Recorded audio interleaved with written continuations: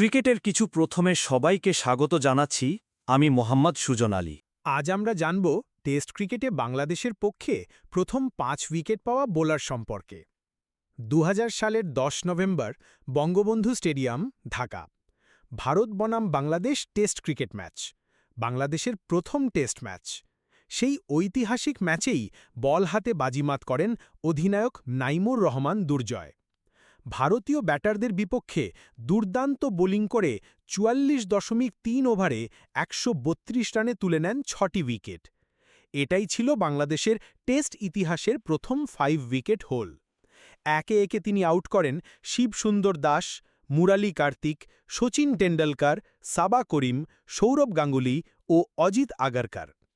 অধিনায়ক হিসেবে দায়িত্ব পালনের পাশাপাশি এমন কীর্তি নিঃসন্দেহে দুর্জয়ের ক্রিকেট মস্তিষ্কের প্রমাণ দেয়। যদিও বাংলাদেশ সেই ম্যাচে পরাজিত হয়, দুর্জয়ের এই পারফরম্যান্স আজও আমাদের গর্ব। এই ছিল আজকের ক্রিকেটের কিছু প্রথম। ভিডিওটি ভালো লাগলে লাইক, কমেন্ট ও সাবস্ক্রাইব করতে ভুলবেন না। দেখা হবে পরের পর্বে। আল্লাহ হাফিজ।